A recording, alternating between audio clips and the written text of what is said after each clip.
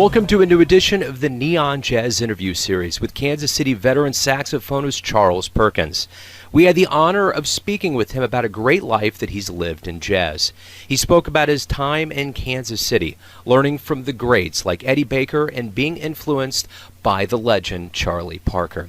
He spoke about what is going on lately, what is next for him, and many more tales from his jazz life well lived. So get to know him and dig this interview, my friends. First of all, thank you for taking a little time out for me. I appreciate it. Oh, sure.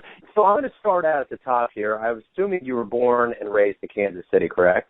Yeah, Kansas City, Kansas. Kansas City, Kansas. Talk to me about growing up in KCK and kind of how you got into music. It was basically my parents. My mom was an organist and a pianist, and she played in churches, and she played pipe organ, exclusively. But she also played, old style jazz, the stride, kind of like old style jazz, kind of bluesy, kind of like piano on her off times. And so I was, kind of listening to that. She would practice and have a lot of stuff going on, rehearsals and things and stuff like that was going on. So, I was just a kid, walking around. And my father, he wasn't, he didn't play no instrument, but he loved the jazz. He loved the music. You see, they both came up. They were born like 1913 and 1915, so they came up like in the 20s and the 30s. So they was heavily influenced in that time period. That was a, very rich time period for music, jazz and everything. And it was, it was the real thing going on at that time. A whole different era than what's going on now.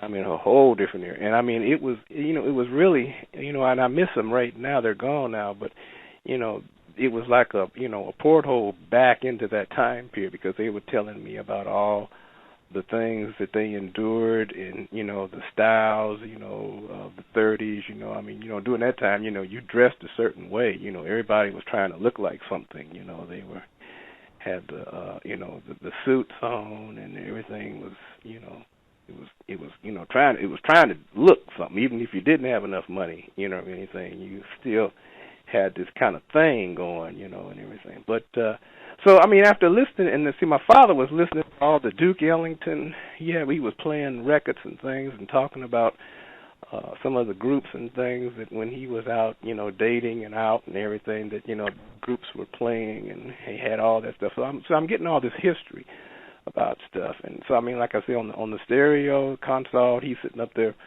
playing Duke Ellington and Count Basie and everything, all this stuff. So I had all that kind of going. I didn't hardly pay too much attention. Well, I did pay attention to it, but I just wasn't, at that time I really wasn't wanting to be a musician. It was there, and it was that type of music that was going on. And later on, like when I started going to school, like in, I think about in the 60s, the Motown sound thing, with the Temptations and all that stuff was going on, and we had, all that kind of stuff. And that was some good music there to listen to because even though it was different than the traditional jazz, it still swanged and it had that kind of vitality in it that, that just captured you, and so I was kind of ping-ponging back and forth between those two. So it was, kind of a, a thing going on. So I say my parents was the main part, that influenced me all the way, as far as starting, my music career, even though my mother did not want me later on to become a musician. This is the funny thing, because she knew it was a hard life. And she's definitely right. She was the first one that told me, that it was hard. And I was supposed to be going into electronics because I was very curious about stereos, how things worked and everything. And I never will forget, I always knew I had a little record player, and I want to always see how the thing worked. And I opened up the case, and I looked down there, and I saw this comb. I was kind of curious about how this music is coming out of this box, just kind of curious. And I saw this comb, and I said, wow. I said, you mean all that music is coming out of this comb? So I really got interested in speakers, how the speakers were designed and everything. And there were like so many different types of designs. The basket that that holds the comb, that we listen to, there was always so many different types of designs. It really was interesting just gazing at the speakers, let alone listening to them. And you had different magnet designs, small alkaline magnets and things like that. So it was just interesting, So that's how I kind of got started in the thing. And before I got in high school, I picked up my mother tried to teach me how to play piano, and that didn't work. It held for a little bit, but I really wasn't that interested, until at my last end of elementary, a visiting musician came in, and he had a clarinet and a trumpet, and so they were trying, just had to show all the people in the school, if there was anybody that was kind of like into music a little bit, to kind of urge them on, kind of like, and I never forget they had the clarinet and the trumpet sitting on the table, and they figured, well, which one would you like to play if you wanted to play one of these two? And I saw that clarinet, and I said, yeah, I think I like this. I remember I tried trumpet, but I said, nah, it's kind of hard on the lips. But the clarinet kind of got me kind of started. So, clarinet was the one. So, and also, see, during that time, that school that I was in, that elementary school, it was kind of an old style elementary. It was called Hawthorne Elementary, and you like when you, and I think in that time period, I think most of the schools in that time period were doing that, but you would get up and go to school, and then you had to sing, pledge to the allegiance of the flag and that kind of stuff like that, So it was kind of like you had to do some singing and some other stuff going on, whether you were a musician or not, it was old school type stuff, So, that kind of mixed into the thing with me, musically too, because we were, singing all these, little classical tunes and things, about, America, and I can't remember all the other stuff. I wish I had that book, but unfortunately I don't. Yeah. Well, let me ask you this. When did the saxophone get into your jazz diet? That was more like high school, basically. Because, I was kind of, fooling around with clarinet, but, I was looking at television, and the Lawrence Welk show was popular at that time.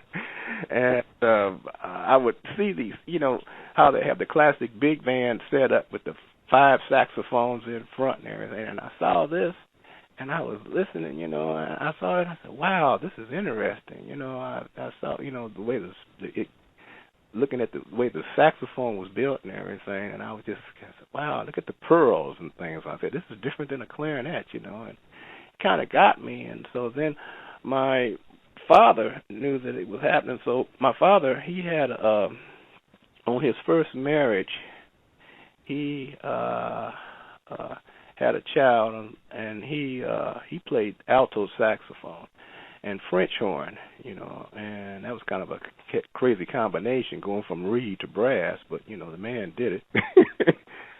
And so he had an old saxophone up in my grandmother's closet, and, my father said, you want to, see this saxophone up live? See, and I said, yeah. He said, well, your grandmother's got one. So he took me there, and I saw this saxophone, and I said, wow. I kept fooling with it, and I left it there, and then every time I went to my grandmother's house, I just kept going up in the attic, fooling with this saxophone. And then my father broke down and said, well, you want to bring it home? I said, yeah, we'll bring it. I said, I'd like to bring it home. So we brought it home, and ever since then, I was really kind of interested. And then I got in high school, and wanted to play it more. And there was a cat named Leon Brady. He had a stage band.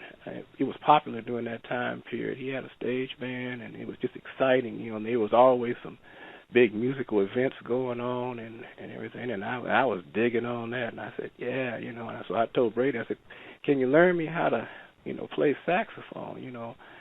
And he said, yeah, I could, teach you a little bit, because he knew I played clarinet a little bit, and so, he taught me, and so, it was the stage band, actually, the Sumner High School stage band, and like I said, they was traveling and going all over, and there were like visiting musicians like Clark Terry and local, saxophone players, cold-blooded ones, like Herman Bell and everything. They were coming in, and just kind of helping the students, with the stage band and everything, and they would just inspire you, to play, the old standards and stuff. I tell you, boy, those old musicians, that's really, I always like older musicians. It was something about older musicians, even when I was young, that I liked more than the younger ones. And because, they had so much substance, the young cats, they got the fire, but they lack the substance. Ain't no bottom there, you can get high on, technique all you want to, but if there ain't no soul in that, you're going to get bored of it real quick. Absolutely, without a doubt. So speaking of soul, I'm going to kind of go into Charlie Parker here. Talk about the experiences that you had with the Charlie Parker Foundation. Oh man, they was the best. That was really, what I needed at the time, because I was coming out of, after I went through high school, and I was just playing ears, that I wasn't really, reading, because I said I wasn't going to be a musician. I was still bent on not being a musician. I ain't gonna be no musician. I'm gonna go ahead and do this electronic thing, and get more money and everything, But see, but then I won this stupid award, about being such a soloist and everything on this ballad that I was playing, this old standard ballad called "Little Girl Blue." And so they got me, he said, well, you can use this money, to further, what you want to do. And so I'm sitting up at the crossroads, whether I was going to be a musician or not. And so I finally figured out that I said, well, okay, we'll try this musician. Because they were telling me, if you learn how to read, you'll be, you'll be able to kind of, conquer a lot of things that you wouldn't do if you didn't learn how to read. So I went on it. So I tried it, and so I got into the college, and there was a cat named Marlon Cooper, and he was reading. He was a reader, As a matter of fact, Marlon's still alive now, and he helped me, put my thing together, but and helped me in the classical side. I was doing a lot of hard classical stuff and everything, and recitals and all that kind of stuff like that. So I was really built up, And then he also had a little band that we played in. So then after that, I was getting, still growing, and so I was wanting to get to a place, with another musician. I needed another like jazz musician from the old school, and so we were thinking about going to UMKC, and we'll come find out that wasn't going to work because my grades wasn't high enough to get in there for one thing. The man wanted me in there for the soloist part of me, but they figured, they were so high on, your grades had to be so high before you walk in there. And I said, oh, man, this is crazy. So my mom finally, was looking in the paper and saw this here thing about Charlie Parker. And she said, you ought to try this. They had some tryouts and things about the Parker Academy. So I went on and went there, and there was some tryouts to a building. And so I met a lot of people, and they heard me play some of my hard classical stuff. And, they kind of liked me, and they said, yeah, and so then that's really where it started right there. And then Ed, I got to meet Ed, and then I was into also Charlie Parker, freshly into Charlie Parker. And, we didn't have no omnibooks or anything at that time, so, I had to, do the old bit with, take the record and slow it down to 16, and try to get those licks and things down that way. And I still have those original writings, that I did at that time period, to a lot of that hard stuff like Cherokee and, they called it Coco, and a lot of stuff like that. And so, I had all this stuff up under my belt, so I went in to Parker Academy, and I had this stuff memorized, and so I was back to him, and it just kind of floored them. They said, wow, he said, you know all this? I said, yeah. I said, I love Charlie Parker, because he had so much of the information of the how to play, around, jazz, the chords and things, because there was nobody else. I mean, there was like Grover Washington was another cat, but I could tell Grover was coming from Charlie Parker because Grover was using some of the same kind of stuff. So anyway, when I got with Charlie Parker, and that was it, and Eddie Baker was the leader of the whole clan, and see, Ed had a big band, it sounded like Count Basie, and that was exciting. And then also he had a host of teachers around there, and that's where I met Ahmad Al-Addin, but at that time his name was Richard White, and Al-Addin was one of the baddest cats that I've ever been around, that knew, a lot of tricks of the trade, of playing and everything, and a real nice cat, to be around. And he just taught me a lot of stuff that, that I do, these days, to survive. I mean, it's like you call it the tricks of the trade, kind of like, of a experienced, saxophone player. And so it was just, they were just, getting me ready. They were just polishing me up, so to speak, and I was doing a lot of hard classical stuff with them too, a lot of Marcel Moulet stuff, and it was beautiful, and like it was just, Charlie Parker Foundation did a lot for me. There was like a lot of musicians. There was Sonny Kenner down there. There was a cat named Hurley Dennis, an old guitarist. He was, really nice. I remember when I first came in there, and he heard me playing an old standard, and he came up to the room where I was playing, and he said, "Man," he said, "that you?" He said, "Yeah." He said, "Man," he said, "you sure sound good," and to have, an older musician that old sit up there and tell me, a young cat, that, you really sound good, that really pushed me even more, so, I'm trying to keep this kind of small because I could rattle on and on about this. But No, that's good. I was going to actually stop and ask you about Eddie Baker. What kind of influence was he on you, and what did you learn from him? Well, I told him that I wanted to play piano, but I didn't want to, play a whole lot of piano. I wanted to play enough piano where that, I could, assess the chords and things, because actually, since I was, a soloist, instead of worrying about, playing a piano like you would do a horn or something, I just wanted just to understand, like if I get into a situation of a tune and I don't understand it, outside of trying to play it on the horn, playing the chords that way, I could get to the piano and I could play the chords, and it'll help me understand it. It'll make me more stronger in understanding, stuff. And then also, I was a composer too, so I had these ideas and things about other stuff. So Ed was the one that helped me put that together. He had a little basic system, on how to play piano, and we would be tossing things back and forth to each other, back and forth. And he had that big band, and there was a lot of notable cats in that big band. I mean, it was Ben Kennard, for one thing. He was playing lead alto in that. That band that Ed had was, I never heard anything like it back here in Kansas City. It was an experience. Big band. It was just, it reminded me of Count Basie. Matter of fact, it was the closest thing I could hear, from, hearing Count Basie. It was the next best thing, because he had a lot of really cold-blooded musicians, and I met those musicians, and they all just loved me, and they just helped me.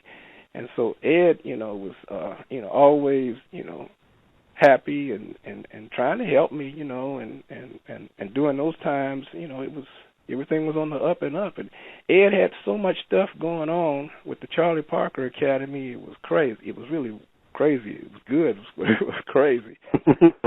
He had, like, it was one time, I got to tell you this, it was one time he scared Kansas City. And because Kansas City at that time, they didn't, the people that were running it didn't understand that Kansas City had a jazz heritage. They wasn't pushing Kansas City that way. Even though, there was some of the musicians coming in Kansas City, in the jazz clubs back here, but the folks that were running it, according to what Ed was telling me, they just wasn't paying attention to it, and so Ed, had connections and things to a lot of the known musicians. He knew Count Basie. He knew a lot of folks. He knew Dizzy Gillespie. I mean, he knew all these cats. They were all funneling, to Charlie Parker. When you go to Charlie Parker, you never know who you're liable to meet in that in that place up there, and that was one of the most exciting things about Charlie Parker, and it was just, it was, oh man, it was, you just never know who you're allowed to follow, who you're allowed to see, but there was a big jazz festival that Ed did, and it floored Kansas City. I mean, it made Kansas City say, hey, there is, Kansas City does have a jazz background, and because he brought in, I think it was about 1979 or 78, the left people, Dave Brubeck. I mean, I don't know if you remember, but it was just a giant jazz festival. It was the biggest one that Kansas City ever experienced. I mean, it was beautiful. He did it at the auditorium. He had stuff playing there. He had the Mule Bob. Count Basie was playing at the auditorium thing. Then also Ed was featuring me and Scott Robinson because Scott was down there for Academy too, so he was pushing him and me together as a duo. And so we were playing with Milt Abel and folks like that, Carol Comer and all of them. And we were out on stages and things playing. So, hey, Eddie Baker done so much. It's ridiculous. Now, the only bad part I can say about Ed was money, which you probably heard. He's probably bad on money. So he starts grasping at straws. Trying to make ends meet. So he got desperate. So basically, that's really. If you heard any negative things from Ed, it was because of, he was trying to hold on, and he was my money and your money and everybody that he was supposed to give you to try to keep Parker Academy alive. But when things were good, because there was Parker Academy used to be up under a system called the CETA system. And that place was the CETA system, and they had money coming in there, and it was beautiful. It was one of the best things that I ever experienced. So that's about it there. Well, what I was going to ask you too, kind of playing off of that, obviously Bird had a profound influence on you, and from what I could understand, you can play his solos note for note. So my question is this. How influential was Bird on your playing and your music? Very, very. Because he was the main basis for me playing. Even though I had my own thing, Bird was the main section that made me play up against any kind of chords. I would play in a Bird type style at that particular time. And it just, it kept me afloat. No matter, what kind of tune I played, I could always lay back on the riffs and things like that he was playing. And so it kind of gave me a firm basis, a grip on, whatever I was doing, Because if I didn't have that, it would have been kind of daunting. You couldn't, from the listener standpoint, you couldn't tell exactly what I was doing. I wouldn't sound professional to you, to a point, But with Bird, he just encompasses all of that. And see, like I say, at that time, that was, my main influence. Was to learn all those Bird licks and try to use them in as many situations as possible at that time. And Eddie Baker was, we would go out to the Bird's grave and things even before, see, they're doing it now, but we did it even when it wasn't popular, because, since Eddie Baker, named it after Charlie Parker, we saw after the grave, the stone and everything, and we, did a lot of, ceremonies and things, private ceremonies and things about Charlie Parker. And that was before they put the saxophone. They finally engraved the saxophone on his gravestone. But the only thing I tell you, the thing that still pisses me off about that is that whoever and that's what the problem is even these days. Now the people that are in control, they're not listening to the musician.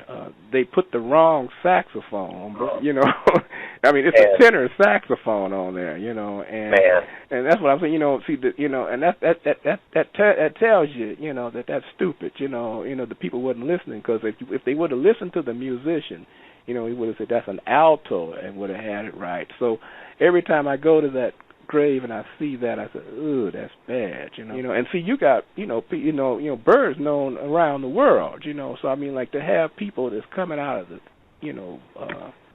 from other countries and things coming back here to see that just shows that tells you what the city is thinking about.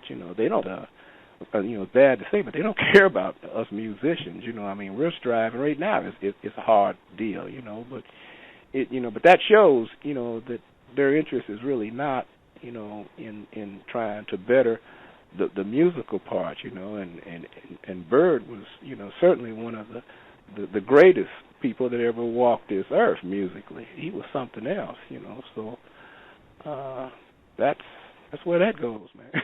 Yeah, I hear you, man. Let me ask you this. Were there any other musicians that had an impact on the way you played and approached music? Are you kidding, man? There were so many folks, it was ridiculous. Like I say, all the musicians. I was influenced upon the older musicians. So I mean, I could hear all this substance and everything, and I was frustrated with myself because I wasn't old enough. I remember I told my mother, I said, I want to get old like the rest of the musicians, because I could hear the substance. Yet you could still hear some substance out of me, but it wasn't, for me, knowing me musically, I was lacking the substance, that the older musicians had, the flexibility, the styling and everything. And that comes from a whole lot of things. That comes from living, because it's a lifetime. If you're a real musician, you're never through learning. It's constant. You're in this tunnel forever until you die. That's why when I see musicians walking around that are, got a big head and all that kind of stuff, I just, say, you're not there at all, because it's not about, you.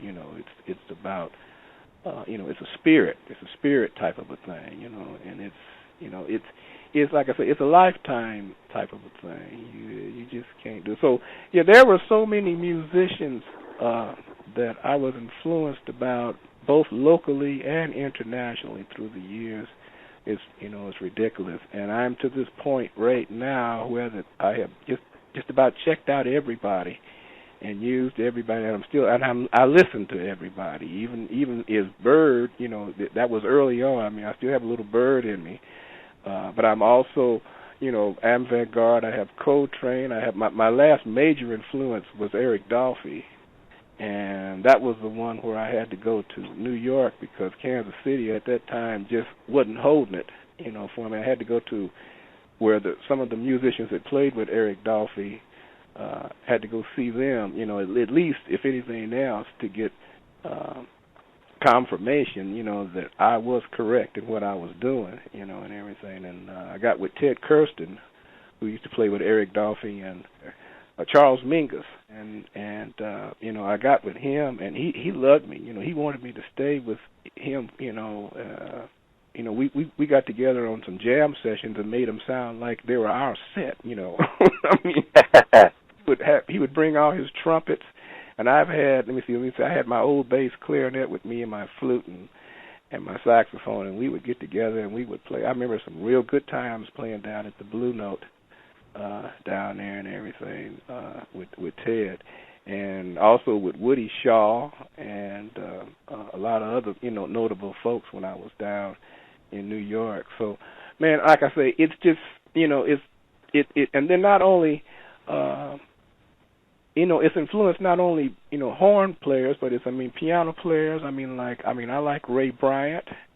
I like a lot of folks that, I just like to, if I hear something that really sounds beautiful to me, I don't care what instrument they play, it's influencing me. So it's just a ton of folks, man. That's all. No, that's cool. That's a good offshoot of your bio, too. You go to New York. What brought you back to Kansas City? You said it wasn't holding it, so what brought you back? Well, actually, my father, for one thing, my father wasn't doing too well. He was sick.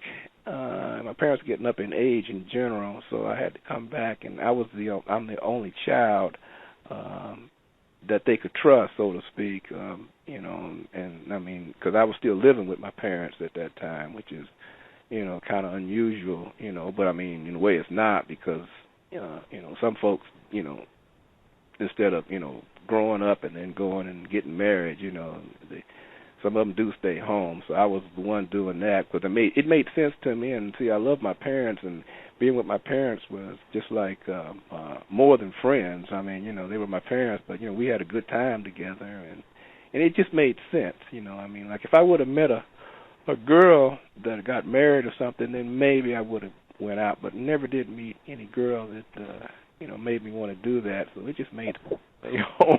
But my parents, my father wasn't feeling good, and later on he passed, and then it was just me and my mom, and that's what kind of kept me there. But I left numbers and things to a lot of folks, and I said, look, if you need me, I said, give me a call, and everything. And Ted Kirsten gave me a postcard, said he wanted me, but I never did hear from him again. And, I mean, they did a lot of promises, but, they never did come back on the thing. So I was talking to somebody, I can't remember who it was, but they was telling me, they said that, eventually I'm going to have to come back to New York. And I had two options, either to do it at that time or wait until about my 60s before, coming back, because I made such an impact, with some of the baddest musicians there, some of the top musicians there, and they want, they said, you have a good talent and we need to, better that. So I'm kind of on that option right now. So, I'm eventually go back and hopefully everything will come back together, and I'll do hopefully some recordings and some other stuff. Beautiful. So speaking of other cats and people you play with, Gerald Fates, what is it like to perform with him? Oh, it's fun. He's Gerald's kind of like half classical and half jazz, and that's what I am. I'm kind of half classical and half jazz. And Gerald he plays bass, and we upright bass, but I always love upright bass. And we just together both get into a thing. He sets up one thing, and then I take it someplace else, that's the way it's supposed to be for, really good musicians that listen. The key thing is listening, we all listen. And Gerald has, Gerald always been around me, look like every time I turn around, I always see him. And he always, in the right places at the right time. I mean, he hooked me up. When I came back from New York, I wasn't too sure, what I was going to do, and he called me and said, well, there's an opening to play Russ Long, down at Crown Center. And he said, yeah, check it out, because they had Kim Park down there at the time, but they were getting tired of Kim because Kim was acting crazy. And so they wanted somebody else, and so I was the best bet. So Gerald got me hooked up with Russ Long, and that was the best connection. I love Russ. Past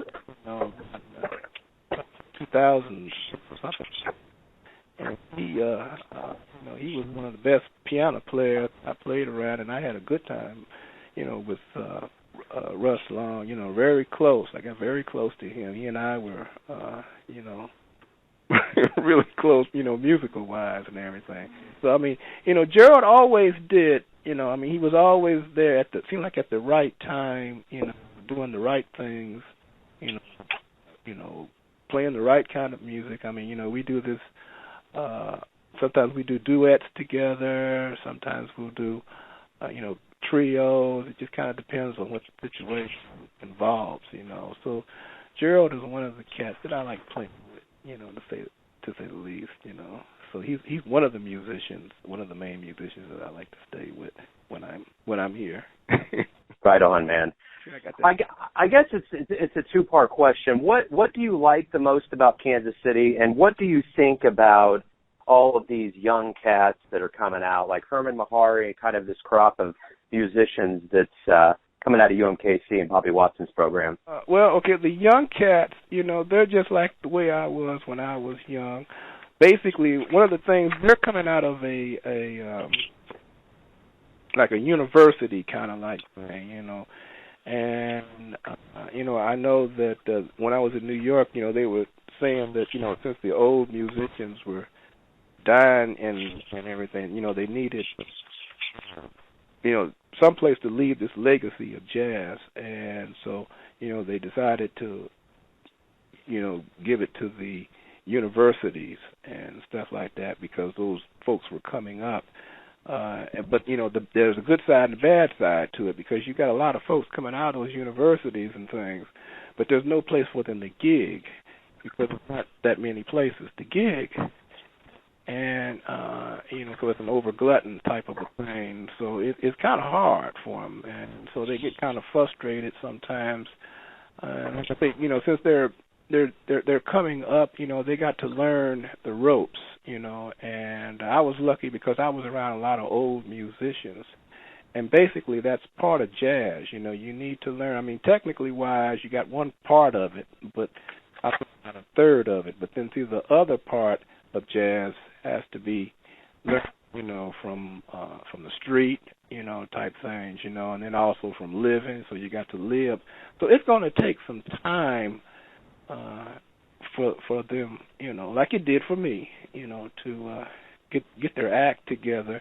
I mean, they all sound promising. What I'm hearing basically is a lot of technique, but I'm also hearing, they don't know as much, and that's what kind of floors me a little bit. Why I can't play with them too much because I mean, like I'm used to having musicians that know what's going on around the corner, musically, and have a full background, instead of getting to somebody that's kind of, I don't mind teaching a little bit, because I used to teach for 10 years, but basically, that's what they're going to have to come through. They're going to have to, timing is, time, it's going to be time and hopefully, trying to find themselves, musically wise, because I can, from listening to them, I can kind of tell, they're still trying to find themselves musically.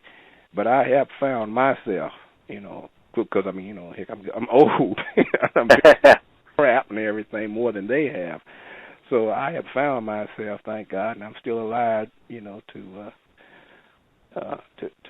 do it, and I'm grateful for that. So that's the part about them that I'm seeing. We have a whole lot of musicians, but not that many gigs, and that's what's bad about Kansas City. I mean, like, things are promising. We had like a couple of jazz clubs that got started, and they seemed like they were, getting ready to, be promising, and then ended up, they fell against the wayside. I mean, it's Take Five for one, place. That. They went down. They tried to, hold their thing together, but that didn't happen. And I can't remember the circumstances around that, And then let me see, the Green Lady. Now that cat there that's operating, he's getting kind of, for some reason, he kind of fell out with the older musicians or around my age for some reason or other. So he got mad. So now he's pro on the young folks, That's kind of bad because I mean that's kind of a double-edged sword because I'm like, you can't do that. You can't cut one part of a musician in half, and not because they both need each other. The young needs the old, You can't just have nothing but young on that side. That's mono, that's stupid. But but I guess the man's got to learn, and so I mean he still has that club and everything and. He's got the younger musicians playing there, so it's we'll see what happens. But like I say, I don't really see that flying, because that's not right. You need jazz needs to be, you need to have the combination of the old and the young together. Because that's how I came up. I came up that way. I mean, I was young, but I was concentrating on the old.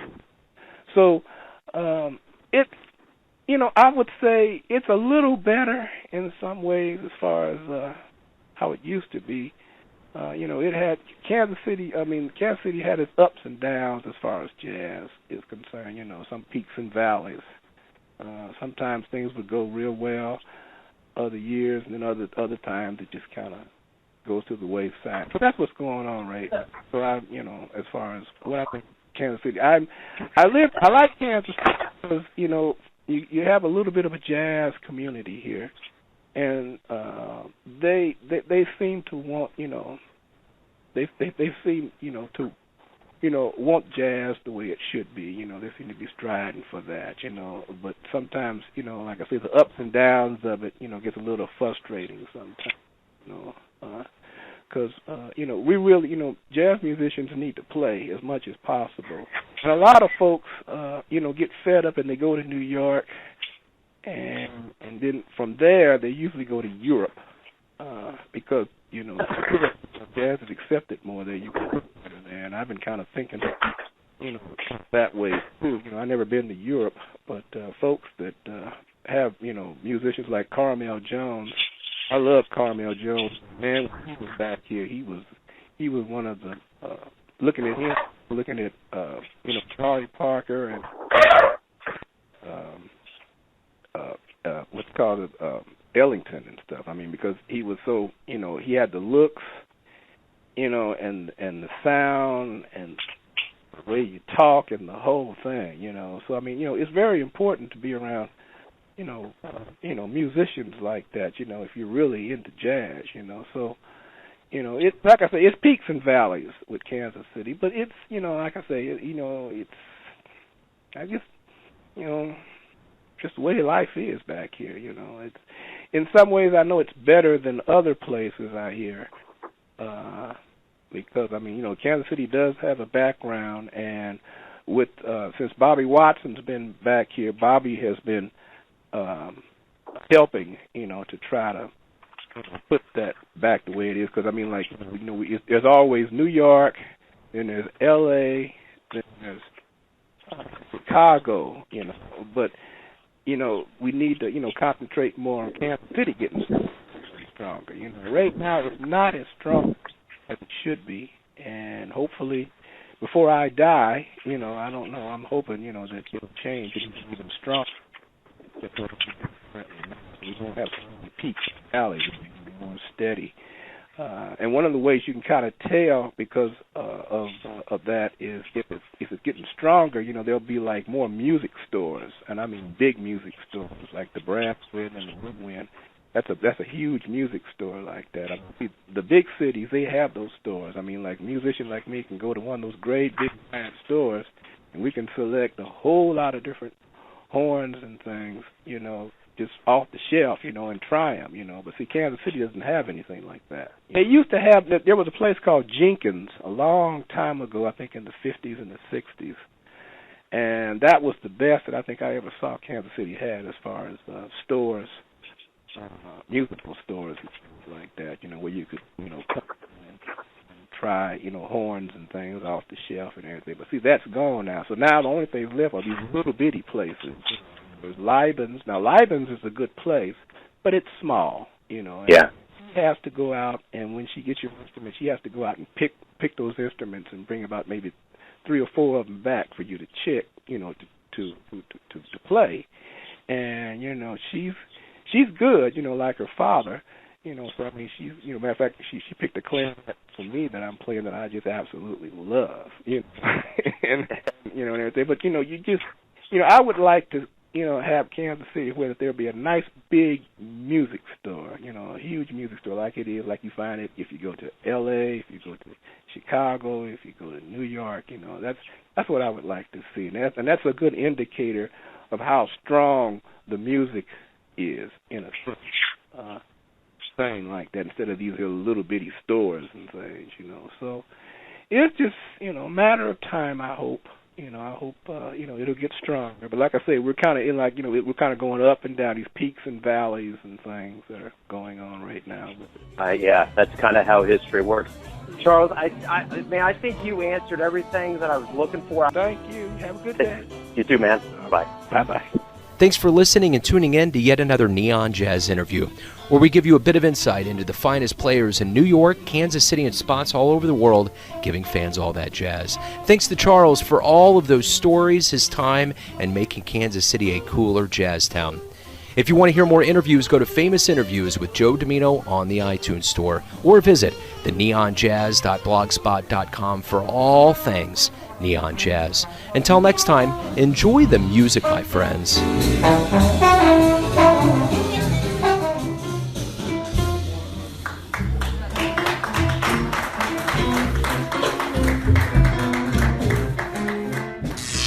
Neon Jazz.